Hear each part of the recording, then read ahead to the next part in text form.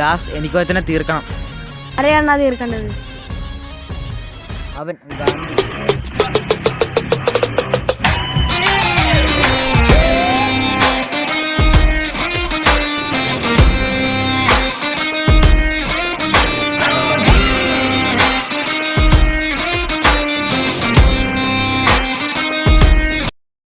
സൊല്ലുപ്പാ.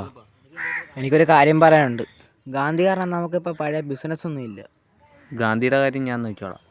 ഗാന്ധി, നമുക്കൊരു പാർട്ടിക്ക് വരാം. എത്ര മണിക്ക്? 6 അല്ലേ? ആ, 6. ആ, പോയേക്കാം.